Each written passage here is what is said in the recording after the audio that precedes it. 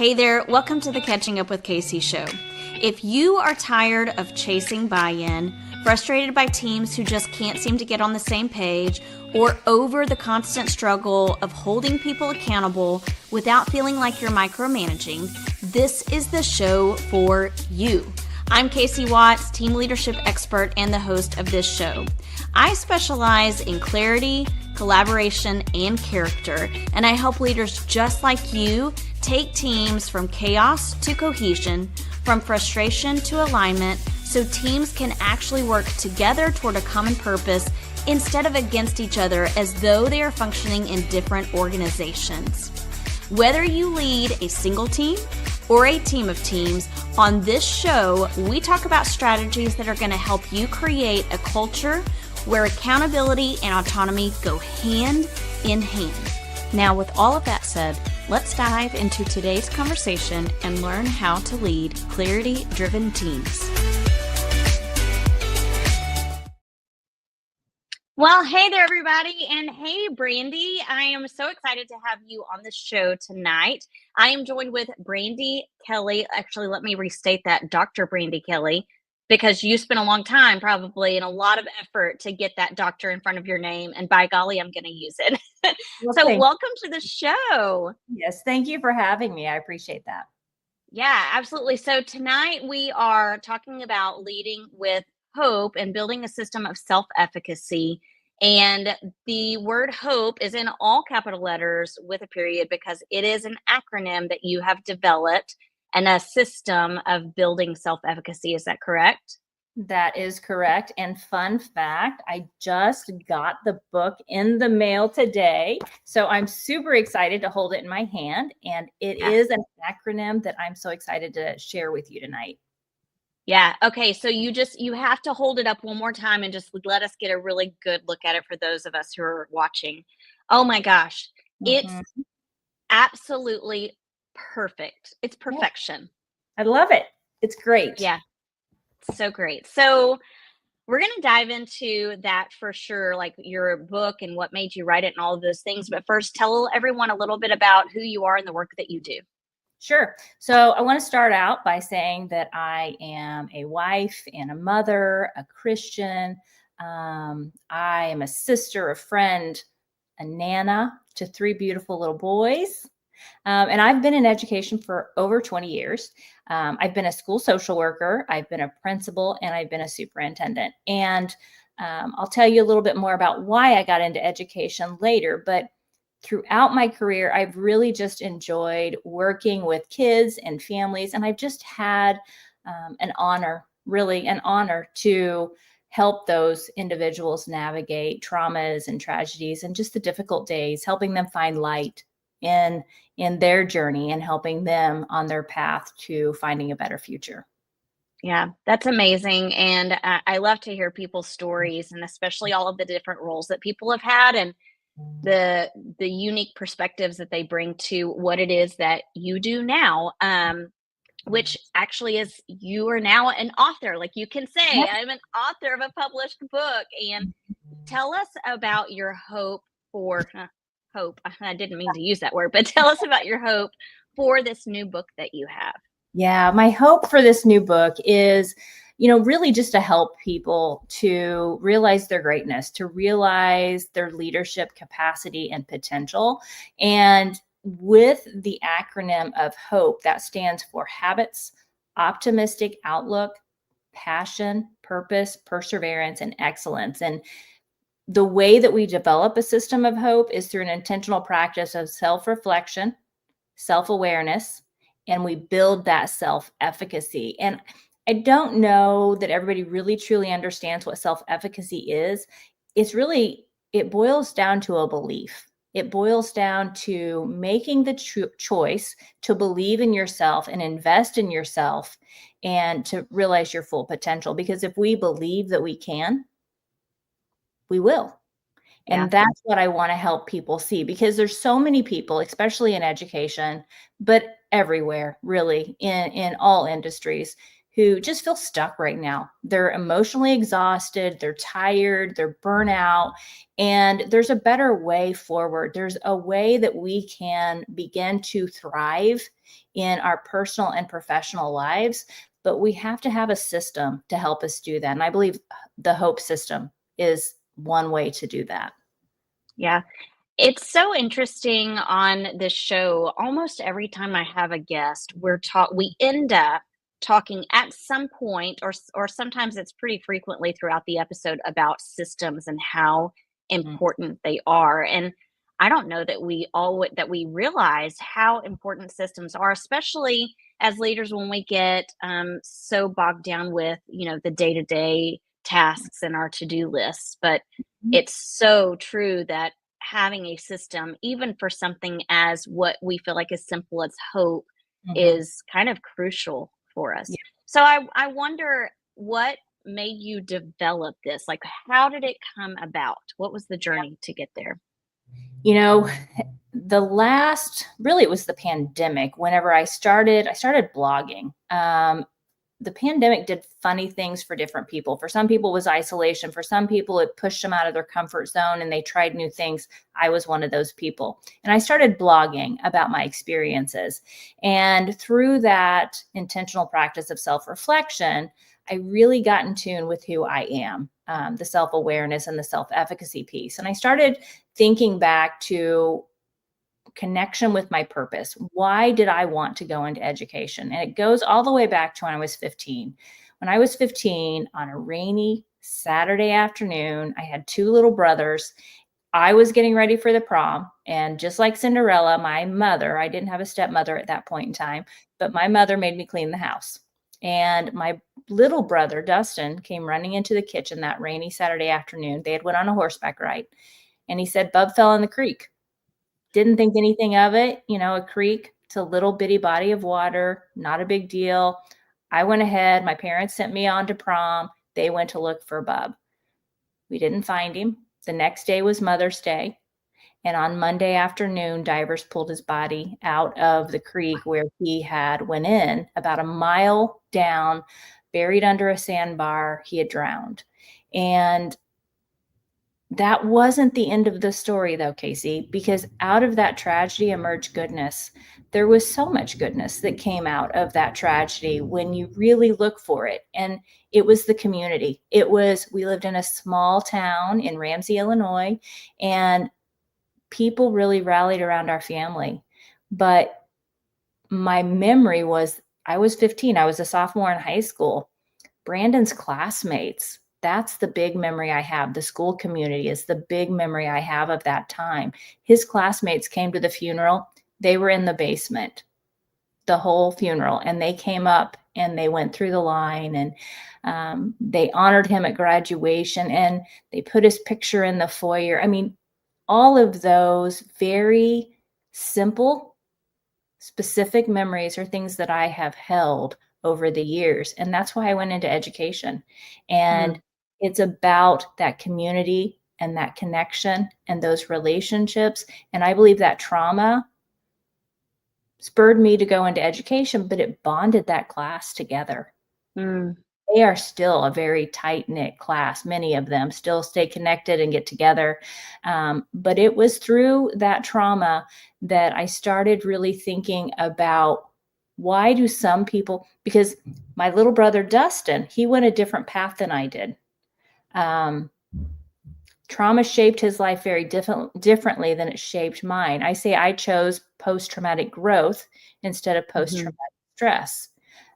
It's a choice. It's a choice on the action and the habits and the optimistic outlook and how we connect with our purpose and our passion and how we persevere to achieve that excellence. And it's a mindset and it's a system. And I believe through this system of self efficacy, it can give other people hope. It can give other people a pathway to a better, brighter future. And we need that in our dark world. mhm, mhm. There is so much to unpack here. First of all, I'm so sorry about the passing of this loved one that you had. And also, I want to say too how incredibly inspiring it is that you noticed the connection piece behind it. Mhm. And I also love the idea that you're sharing about post traumatic growth Yeah. versus post traumatic stress. And it's really interesting. I think there's so much we could dive into right here, but Mhm. um, I will save that for another time. But I do want to mention how we don't, because we grow up without those kinds of systems for Mhm. self-awareness and self-reflection. I think we fall into habits that sometimes are unhealthy or are Mhm. more stressful instead of being able to grow out of experiences.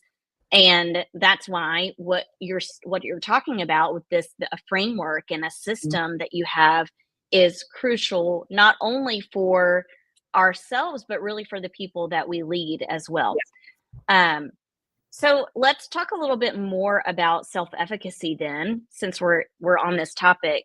Sure. Why do you feel that it's so important for leadership, especially for people who are kind of in those in between roles like coaches, team leaders, sometimes even assistant principals, and I know too, even superintendents can feel like they're in between, like you're always in between. No one's ever, no matter how how we think about the system, no one's ever really at the top.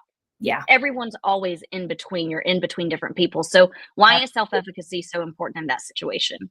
Yeah.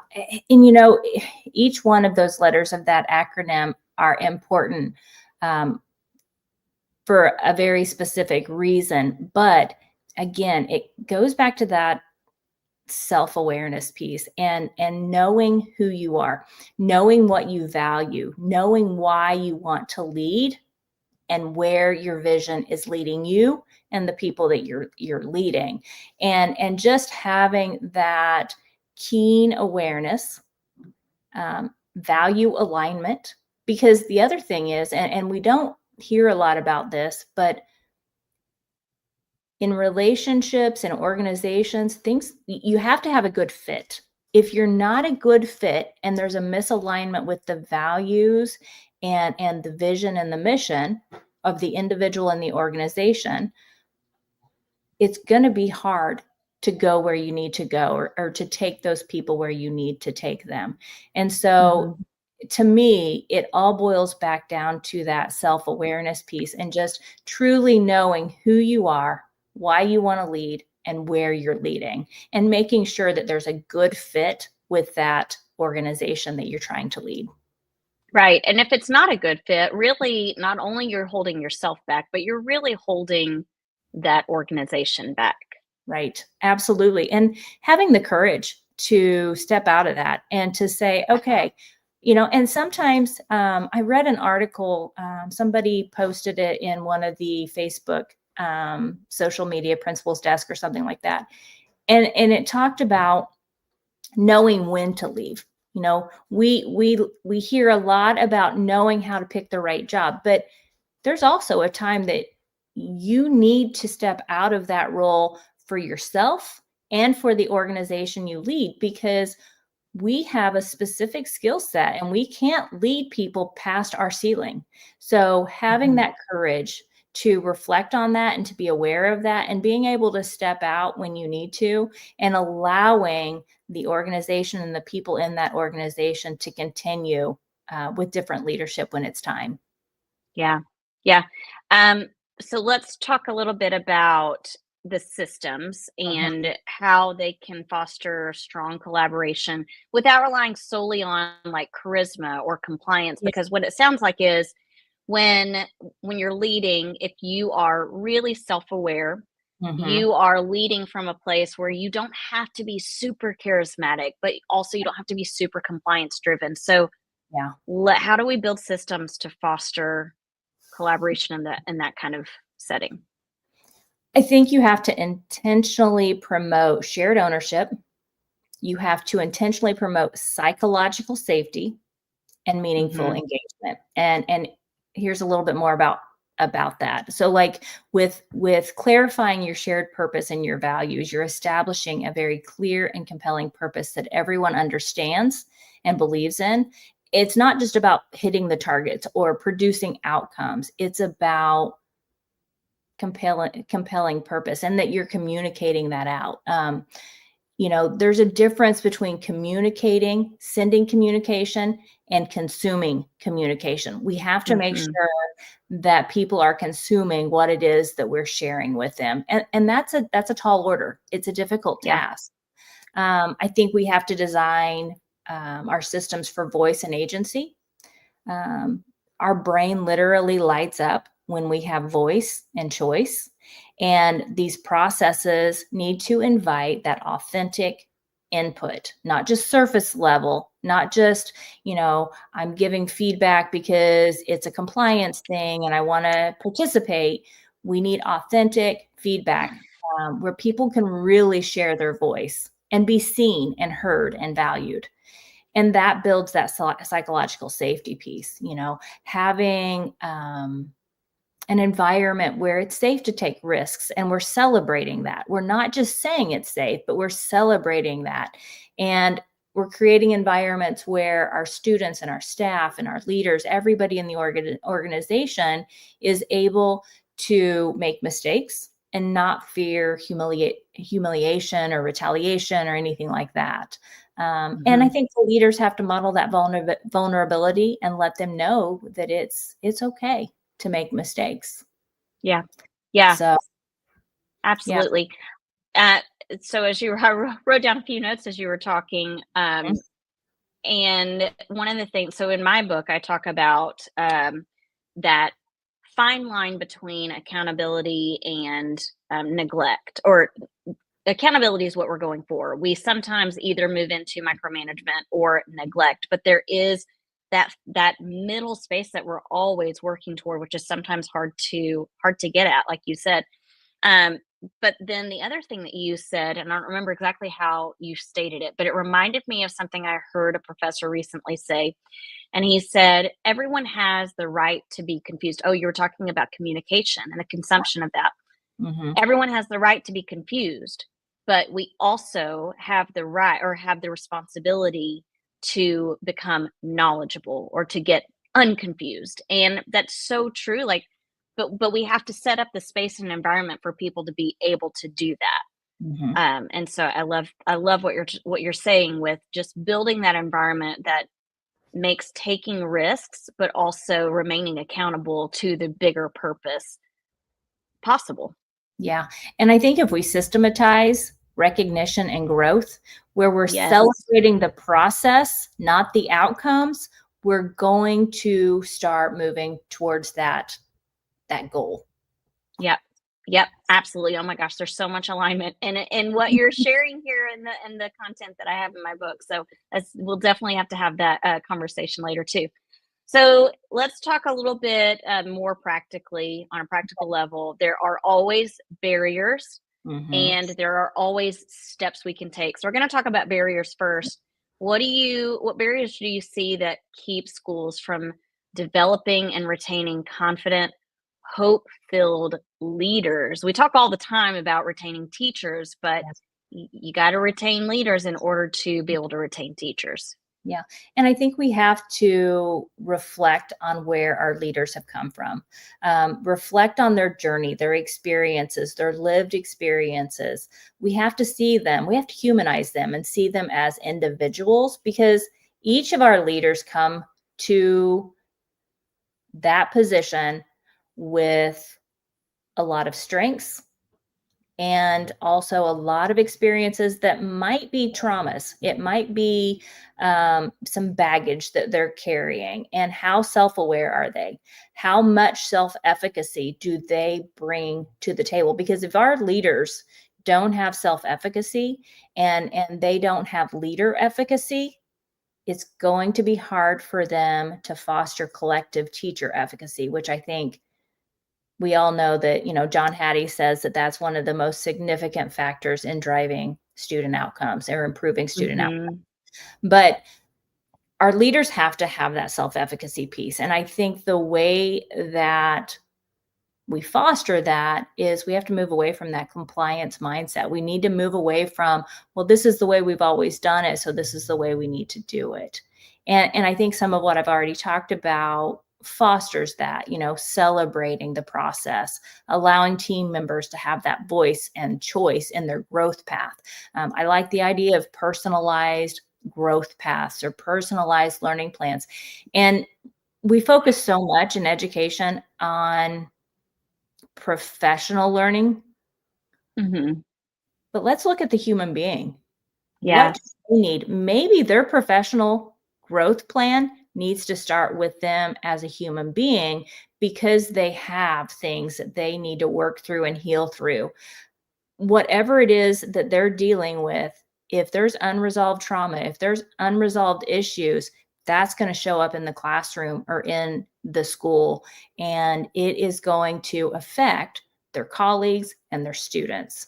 So I Mm-hmm. think we have to personalize learning, both personally and professionally, to help them be the best person they can be. Not the best Yeah. teacher, not the best principal, not the best superintendent, but let's help them be the best person they can be first and foremost. And then Mm-hmm. I love strength-based feedback. I'm a school social worker at the heart, so strengths-based is where it's at for me. And I think that if we're giving feedback based on what they did well and why that worked, being very specific, using good open-ended questions to really discuss it and have a dialogue around it, and deepen their thinking around it instead of broad praise like, oh, great job, but Yep. use very specific praise and that very specific strength-based feedback. I think those are just some practical steps that we can take to overcome the obstacle of compliance. Yeah. I don't even know. I was just thinking about people who step into leadership positions and the process that they take to get there, especially, and I come from a lot of small rural schools. Mm. I was born and raised in rural districts and have worked in them, but they function in a kind of a different way than larger districts. And a Yeah. lot of the time you have people who move like you're moving up the ladder from Mhm. classroom teacher to a specialist or director position to assistant principal to principal and so on. Right. And that sounds like the typical trajectory for a lot of people. But what I have found is that in that process, we focus so much on, I think we look at external leadership traits Mhm. and look at high achievers versus really thinking about who is this person as a person and do they have the self-awareness, social awareness skills, self-efficacy. And I don't Yes. even know that those kinds of questions that are asked in interviews even elicit any of those possible answers to know Mm-mm. that about a person. No, the way our educational system is set up is it's all outcome based. It's about achievement scores. It's about all of the results that are more tangible and that we can quantify. And Hmm. we are in the relationship business. I mean, we are building better humans, right? We are helping students reach their full potential, hopefully. I think we need to be doing that for the adults in the system too, because culture is so incredibly important in our schools. And if we don't invest our time and our energy in the adults in the system, the culture becomes toxic. Kids kind of go through the school system, K through 12, and then, every year you have a different kindergartner, so on and so forth. But the adults are really the people that they stay in that system for the most part, or at Hmm. least we hope they do. And they're the ones creating the culture, but we're not investing in them in the same way to really foster their skills, their soft Yeah. skills. Yeah. Yeah, I Mhm. think we make a huge assumption that because they're adults, they Yeah. somehow have these skills innate in Mhm. that are innate to them, but they're not. Those are Yeah. developed skills. And unfortunately, I think we grow up in a school system that pushes SEL, but it becomes like, this own little individual topic of its own, and Yeah. it's not applied throughout the rest of the day. Yeah. And Leader in Me is one of the programs that I have seen because I'm the same as you, Casey. went to school at Ramsey. It was a very small school. We had like 400 or 500 kids district wide. And when I was a principal at Ramsey Grade School, we implemented Leader in Me. And one of the things that I love about that program is those kinds of skills, those soft skills, those SEL skills, those character skills, they are integrated ubiquitously throughout the curriculum. So it's not another program. It is during math, we're going to talk about how, Johnny solved for this relationship issue embedded in this math problem, something like that. It's just part of what we do. And it's in every single subject, just interwoven throughout the day. But the thing I love most about that program is before we ever implemented it, we had intensive professional development with just the adults and all of the adults in the district. The goal is that we live it. We live the 7 habits before we ever try to teach it. And that just makes so much sense. But we are not given that same latitude with SEL skills, unless it's a program or unless it's something like Leader in Me. It's just assumed that you're going to figure it out. And we come to the school or the classroom or whatever our role is with a lot of different lived experiences. And some of us, very healthy, very productive, very well adjusted, and others not so much. But there's a lot of potential in each and every one of us. There's a lot of leadership potential in each and every one of us, but we have to invest in our adults. Yeah, I think you've kind of answered the next question. We're going to split off into the practical steps piece of this, but really a lot of what you're saying are the practical steps, even if they don't seem like the practical steps. I think sometimes we try to make it so much more complex than it has to be. But if you want to add a little bit more to practical steps that leaders can take to support the development of self-efficacy in their teams, what might those be? I think if you were to use my system of hope, I have a self-assessment that you can take, and you can kind of look at where your self-efficacy is. Because as an educator, I like to have that baseline. I like to kind of know where I'm at and where I need to go. But I think sometimes we really need to look at each specific variable so that we can dissect what we're doing well and where we can grow. And so a very simple practical step is just go to my website and subscribe to my blog. And I have all of these resources for free that I'm willing to share. And we can just start there and then start really unpacking the system of hope and developing some strategies, some pathways to develop that self-efficacy piece. Awesome. Okay, this has been great. I have enjoyed our conversation so much. For our listeners, what do you feel like is just one shift they can make this week? Like if we're making it super practical to create a more supportive and empowered culture. I would say one very simple shift is look at your habits and think about what you consider, what you can start and what you can stop. Because I would say there are habits that we know that we need to start, and for some reason we're not doing it. And then there are bad habits that we need to stop.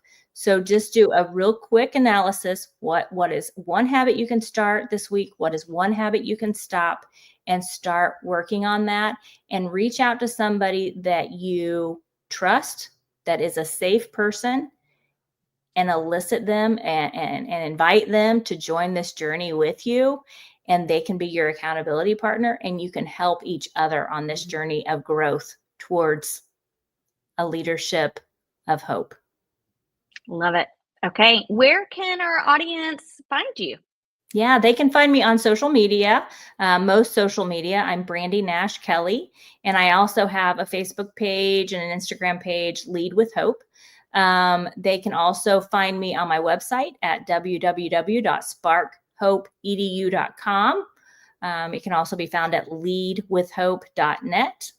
And like I said before, they can sign up for my blog, and I do a bi-weekly blog. And I also do a podcast, Casey, a Lead with Hope podcast. Lots of stories from change makers and educators and innovators that share with us how they lead with hope using a system of hope. I love it. So guys, if you're listening and you want to have easy access to all that Brandi just shared, it's going to be in the show notes. So be sure to check that out. What about your book?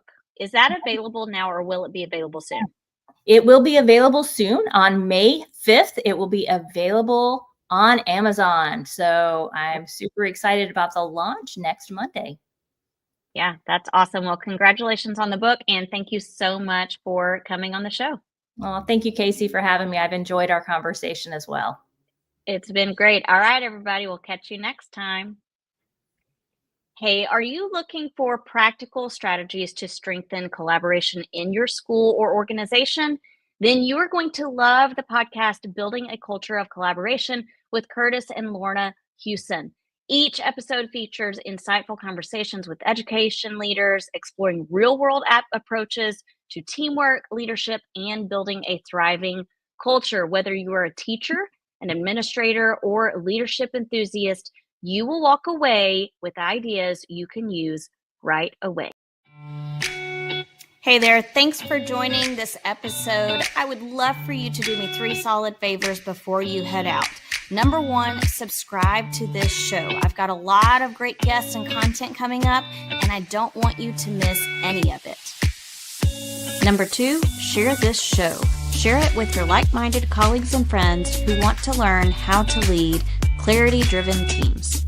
And finally, connect with me on all the social media platforms. You can find me at Catch Up with Casey on Instagram, YouTube, and LinkedIn. Until next time, go off and create teams that leave people feeling inspired, empowered, and eager for more each day.